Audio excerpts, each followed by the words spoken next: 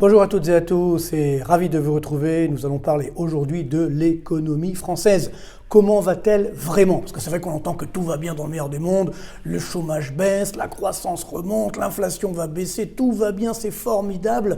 Est-ce que c'est vraiment vrai tout ça? On va le voir comme d'habitude parce que c'est important de dire la vérité. On ne fait pas de French bashing, on aime évidemment la France, on veut qu'elle s'en sorte et d'ailleurs on terminera à la demande générale avec des propositions pour sortir l'économie française de l'ornière, mais en tout cas il faut dire aujourd'hui la vérité. Est-ce que nous avons une économie si florissante que cela? Eh bien on va le voir avec bien sûr toujours des graphiques réalisés sans trucage que vous pourrez bien sûr utiliser, diffuser. Il faut diffuser, je dirais, la vérité économique. Alors on va commencer bien sûr avec l'inflation. L'inflation qui est repartie à la hausse. Ça fait des mois qu'on nous dit, ça y est, le plus dur est passé.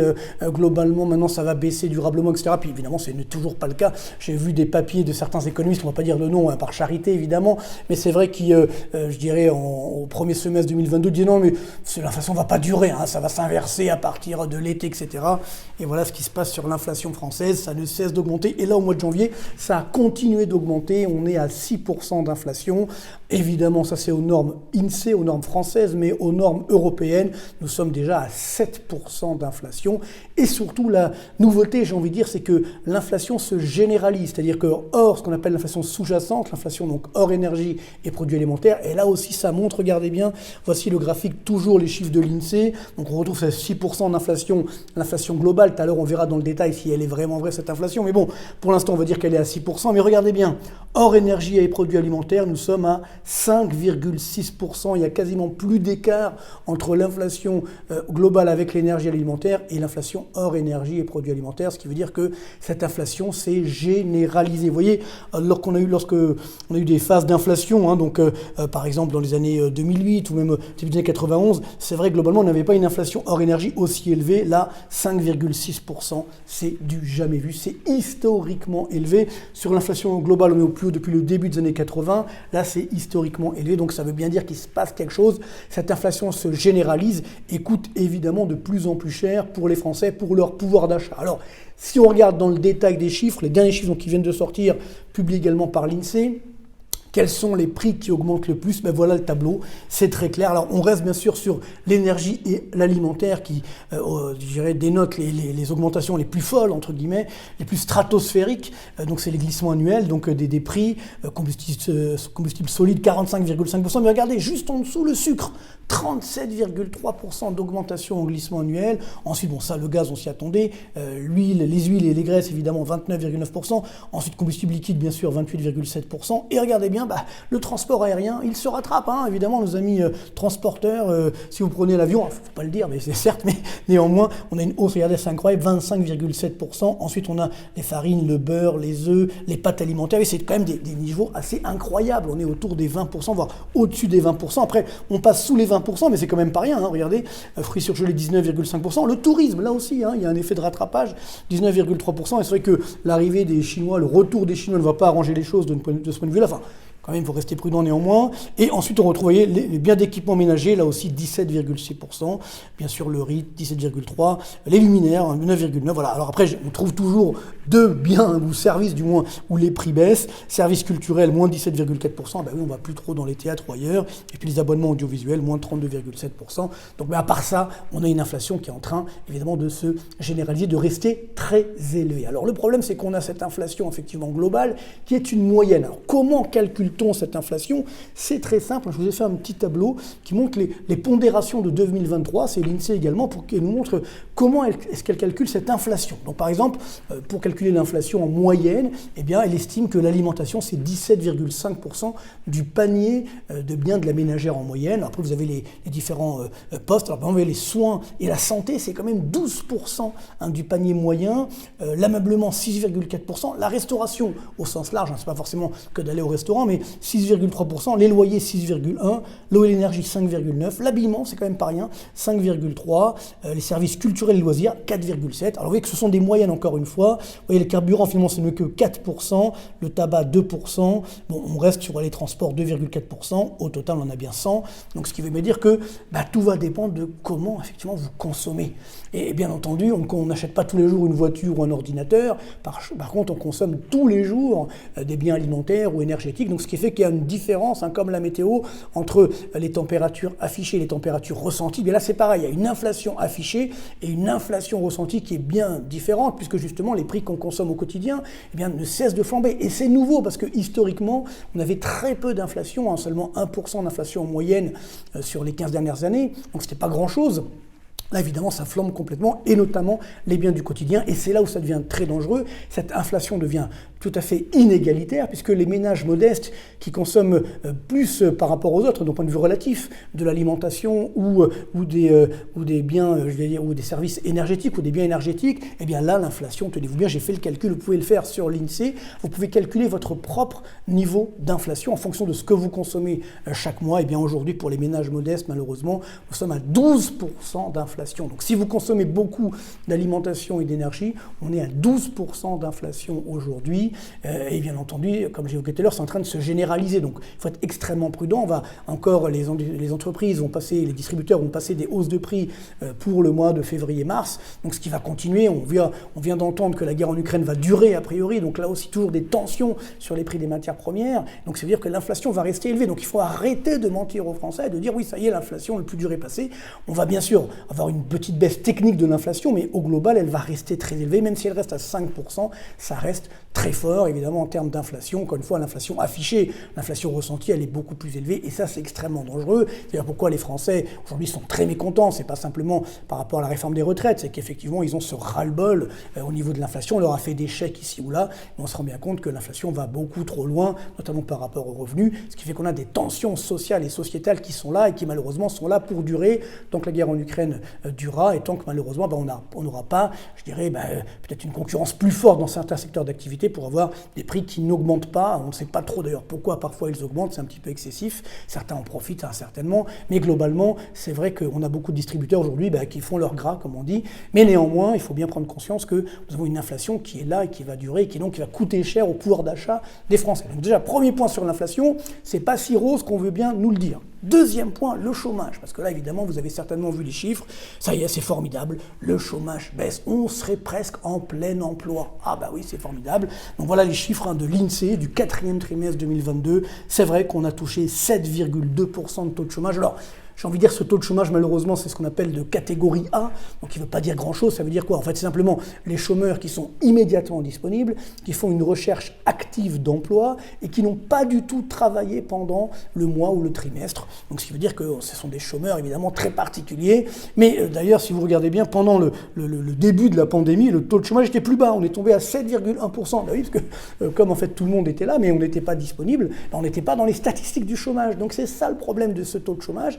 C'est un chômage de catégorie A, donc très particulier, qu'on appelle au sens du Bureau international du travail. Il n'y a pas que nous qui l'affichons, l'ensemble des pays européens le font, aux États-Unis également, mais néanmoins, ce n'est pas la réalité du chômage. Alors bien sûr, c'est quand même une bonne nouvelle, parce que la dernière fois qu'on avait atteint ce niveau-là, vous voyez, c'était au premier trimestre 2008. Alors d'ailleurs, après, vous voyez ce que c'est produit, le taux de chômage a fortement augmenté, ou pareil, au 3e trimestre 1982, et là aussi, le taux de chômage a fortement augmenté. Donc, c'est pas parce que le taux de chômage du dernier trimestre est bon que ça va continuer demain. Surtout que si on regarde le détail de ce taux de chômage, alors là, tenez-vous bien, pour âme sensible, j'ai envie de dire, préparez-vous, parce que là, on va voir les vrais chiffres du chômage. Ce ne sont pas du tout les mêmes. Donc, en fait, il y a 3 taux de chômage, entre guillemets, celui qu'on vient de voir, donc à 7,2%.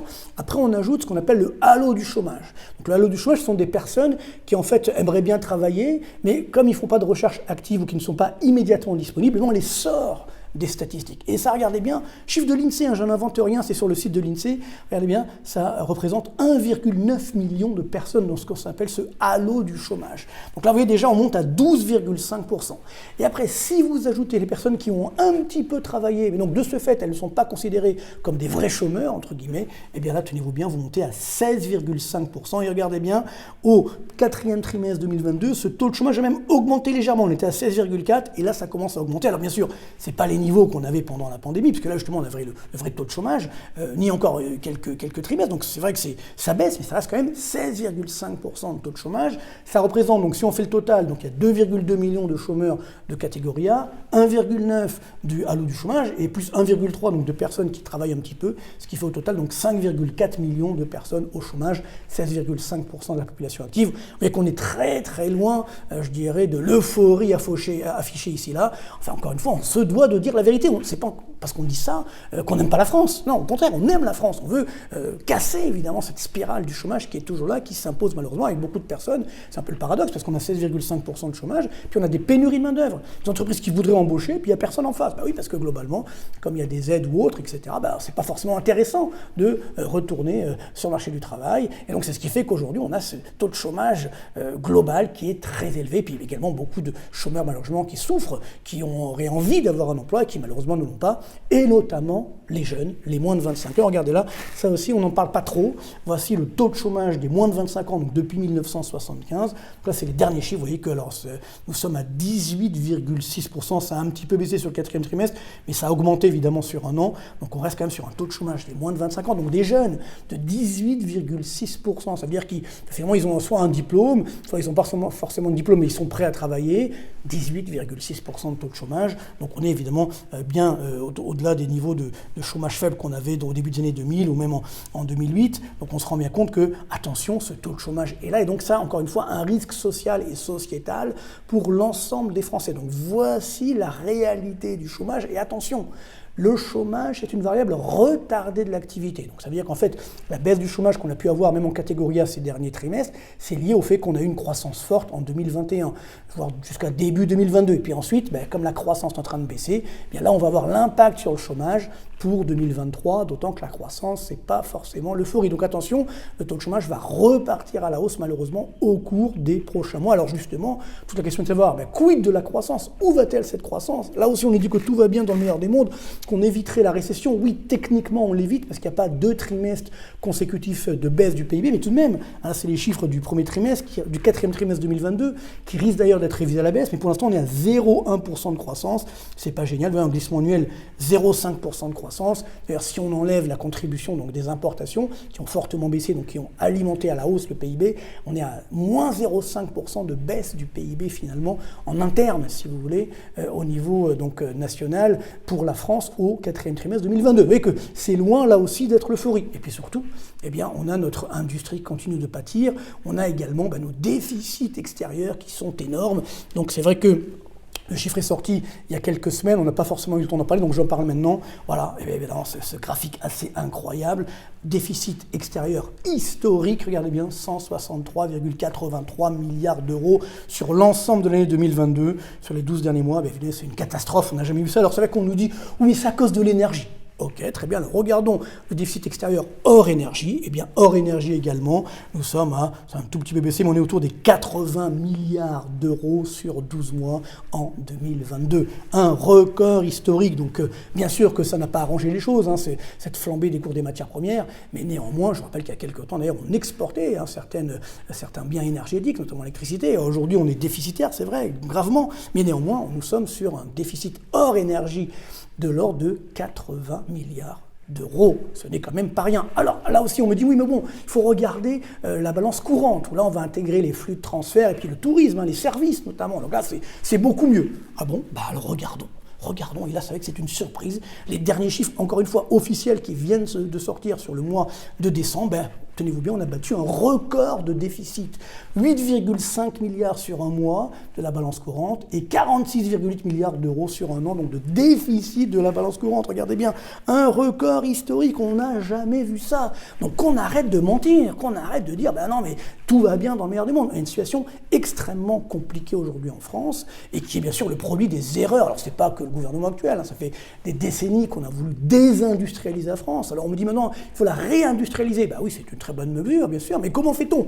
Ce n'est pas en augmentant les impôts ou en ne les baissant pas pour les entreprises qu'on va y arriver. Ce n'est pas en maintenant une économie extrêmement rigide qu'on va y arriver. Ce n'est pas, je dirais, en ayant une crise sociétale, comme c'est en train de se dessiner en France, qu'on va y arriver. Donc on se rend bien compte qu'aujourd'hui, on a des vraies carences, malheureusement, notamment sur notre industrie. Et justement, viennent de sortir aujourd'hui les indicateurs avancés de l'activité dans l'industrie et dans les services en France, ce qu'on appelle les indicateurs des directeurs d'achat. Vous connaissez cette enquête, c'est très facile à comprendre, il y a une barre à 50. Au-dessus des 50, c'est la croissance. En dessus, c'est le recul de l'activité. Donc là, on voit, la courbe bleue, c'est le PIB français qu'on a vu tout à l'heure. Donc on est à 0,5% en glissement annuel. Et là, on voit évidemment la dichotomie industrie-service. Alors déjà, au mois de janvier, les services étaient passés en récession. Et là, au mois de février, hop, ça a redémarré. C'est vrai que là, on a eu finalement un effet positif, on va dire, avec un petit redémarrage, un effet de rattrapage au mois de février sur les services. Mais regardez bien, la courbe rouge, c'est dans l'industrie. Et bien là, malheureusement, on repasse dans la récession. Donc on a une économie française qui reste extrêmement fragile, l'industrie en récession, et même les services, c'est un petit effet de correction de la récession du mois dernier, mais ça reste quand même très très mauvais, ça reste quand même très fragile. Et alors surtout, le problème c'est qu'on en entend tous les jours parler d'ailleurs dans les médias, ça commence à arriver, il y a énormément de défaillances d'entreprises, des entreprises françaises qui font faillite, et là ce sont les chiffres de la Banque de France assez incroyables. Donc sur les 12 derniers mois, c'est les chiffres du mois de janvier 2023, donc qui viennent de sortir également, on aurait eu 42 640 donc, défaillances d'entreprises sur 12 mois, donc ça veut dire un glissement annuel de 51,6%. Alors bien sûr, pendant la pandémie en 2020, évidemment que quoi qu'il en coûte, il fallait aider tout le monde, donc il n'y avait pas de défaillance d'entreprise, c'était le paradoxe, on avait une récession historique et pas de défaillance, des niveaux historiquement bas, donc là bien sûr on a un effet de correction. Donc la Banque de France nous dit on n'a pas encore retrouvé le niveau de 2019, mais ce qui compte c'est la tendance. Avec beaucoup d'entreprises qui ne peuvent pas d'ailleurs rembourser leur PGE, leur prêt garanti par l'État. Donc là aussi, des difficultés aussi pour l'État et puis aussi pour les banques, bien entendu. Donc ce qui veut dire que, bien malheureusement, s'il y a défaillance d'entreprise, il y a licenciement et le chômage augmente, il y a moins de revenus et ainsi de suite. Donc là encore une fois, je me dois de dire la vérité, la situation est quand même extrêmement compliquée. C'est maintenant qu'on paye la facture. C'était pas tellement en 2021 ou 2022, c'est maintenant effectivement que les difficultés arrivent et vont commencer à se généraliser, notamment sur le marché du travail. Donc ce qui veut dire que ça va coûter encore plus à la croissance, donc il y a une croissance très faible cette année, autour des 0,2%, 0,5% dans le meilleur des cas en 2023, donc s'il n'y a pas beaucoup de croissance et plus de chômage, eh bien, il y a plus de déficit public, et là aussi, ça y est, ça repart à la hausse. Donc là, on a le déficit public depuis le dernier excédent, c'était en 1974, vous voyez le petit point bleu là au début, et puis depuis que des déficits, ce qui évidemment est un drame, ce qui a d'ailleurs généré cette augmentation de la dette publique. Et là, ça y est, pour 2023, ça repart à la hausse. Déjà, on aura à peu près 5% de déficit sur 2022, ce qui est quand même déjà énorme, vu qu'on a eu, je dirais, une croissance assez soutenue en 2021 et même un petit peu en 2022. Mais là, ça repart à la hausse, on sera autour des 6%, voire plus, de déficit public. Et donc, la dette publique qui va bientôt atteindre les 3 000 milliards d'euros et certainement avoisiner les 120% du PIB français. Bravo. Voilà, le quoi qu'il en coûte commence à nous coûter cher. Et puis surtout, ne l'oublions pas, la France est l'un des rares pays qui continue d'augmenter sa dette publique. Je l'avais déjà évoqué dans une précédente vidéo, mais vous voyez qu'au troisième trimestre 2022, tous les pays de la zone euro ont réduit leur ratio dette par rapport au PIB, tous sauf un. La France, nous, ça a augmenté. Pas beaucoup, certes, mais ça a quand même augmenté. Oui, ça fait quand même une tache d'huile par rapport aux autres, effectivement, où là, on a une baisse assez forte. Alors, c'est vrai que parfois, on partait de plus haut, notamment pour la Grèce. Mais nous, non, on continue d'augmenter. On lui dit, c'est pas grave, le quoi qu'il en coûte, on continue. Et ce qui nous coûte, évidemment, extrêmement cher. Et attention, comme on a en plus cette grève au niveau de la réforme des retraites, qui risque donc d'être édulcorée ou voire d'être supprimée. Enfin, on verra bien, encore une fois. C'est vrai que s'arc-bouter sur l'âge de départ à la retraite, c'était une erreur. Enfin, bon, bref, on va pas refaire l'histoire. Donc, si jamais on retire cette loi, ou si du moins elle est édulcorée, alors là, il va y avoir également une sanction, parce que n'oublions pas que 56% de notre dette publique est détenue par des étrangers, les fameux marchés financiers, comme on entend souvent. Et donc, si évidemment, ils n'ont pas de garantie sur la réduction de la dette publique à venir, bien là, les taux d'intérêt vont continuer d'augmenter. Ils ont déjà bien augmenté, je vous ai remis ce graphique sur longue période. Donc là, c'est le taux d'intérêt à 10 ans de la dette publique française. Donc, on était en négatif il y a encore quelques mois, et puis hop, ça monte. On est monté à 3,1% il y a quelques mois. On est repassé donc à 2,6, 2,8. Et là, ça y est, au moment où je vous parle, on est à 2,9, 3%, vous voyez, quasiment.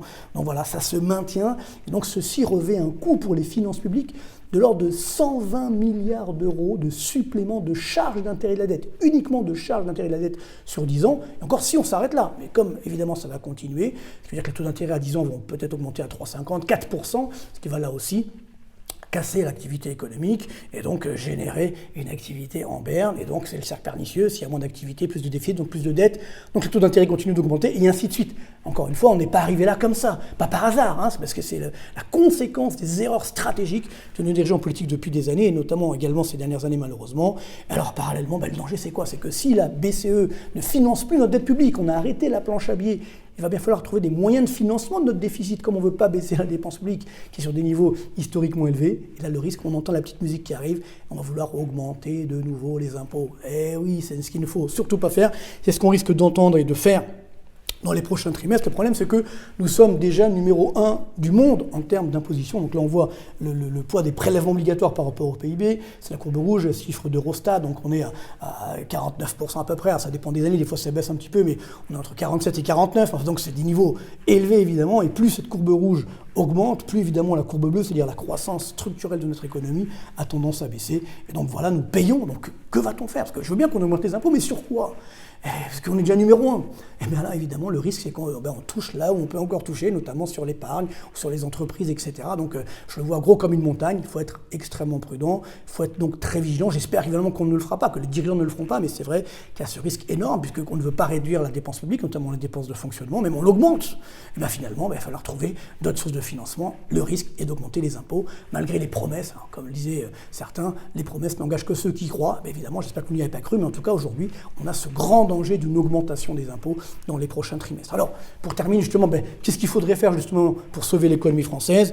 Je développerai une vidéo que sur ce sujet, mais je vais donner quelques thèmes, bien entendu. J'ai envie de dire, il faut justement faire ce que j'appelle une thérapie de choc bienveillante. Je l'évoque dans mon livre, le Reset 2 notamment, Bienvenue dans le monde d'après. Dans d'autres livres, j'ai également fait, il y a un livre sur ce thème il y a quelques années, mais je rappelle le bon sens, j'ai envie de dire. D'abord, il faut baisser, bien sûr, les impôts, surtout pas les augmenter, les réduire pour les ménages, pour les entreprises. À partir de là, on donne une dynamique de croissance. Il faut bien sûr, dans le même temps, réduire les dépenses publiques, notamment de fonctionnement, qui augmentent de l'ordre de 10 à 15 milliards d'euros chaque année depuis 15 ans. Donc là, il faut que ça s'arrête, bien entendu.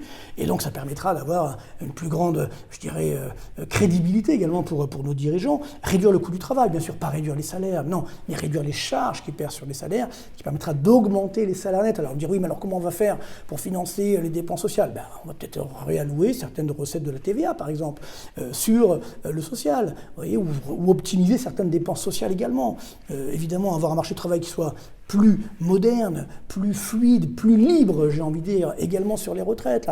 La mesure pour les retraites, ce serait de donner la liberté aux Français de choisir, justement, entre partir tôt ou partir plus tard, et d'avoir une retraite en conséquence, tout simplement. Mais pourquoi forcer les Français? On nous a déjà assez forcés pendant cette pandémie-là dramatique. Il faut arrêter de nous forcer, il faut nous donner de la liberté, bien entendu. On doit également innover, créer des fonds d'investissement qui vont financer cette innovation, faire évidemment de la formation adéquate, puisque quand on voit le taux de chômage des moins de 25 ans, on se dit qu'il y a bien sûr un problème de formation, parce qu'ils ne trouvent pas preneurs, entre guillemets, alors que les entreprises ont besoin de main-d'œuvre. Donc c'est un paradoxe, parce que les formations ne sont pas adéquates. Et bien sûr, donc, pour financer l'économie, donc créer des nouveaux acteurs qui vont également financer la retraite, ce qu'on appelle des fonds d'investissement de pension, entre guillemets. Et puis bien sûr, c'est ce qu'on fait ici, développer la culture économique des Français. C'est le plus important pour qu'on puisse comprendre que nous sommes tous dans le même bateau, bien entendu, et qu'on a besoin de sortir par le haut. Ceux qui veulent évidemment détruire la France par le bas, en égalisant par le bas, c'est une catastrophe, bien entendu. Il faut tous s'en sortir par le haut, en modernisant notre économie, en générant une activité plus forte, plus riche en emplois, et à ce moment-là, on sera tous des gagnants de cette crise et des crises à venir. Du moins, c'est tout le mal qu'on peut nous souhaiter. Donc, espérons que nous réussirons à le faire. J'ai l'impression que ce n'est pas vraiment le cas à court terme. Enfin, nous sommes là, en tout cas, pour tout faire pour que ça se fasse, entre guillemets. Et encore une fois, merci pour votre fidélité. Portez-vous bien, bonne continuation, et à très bientôt.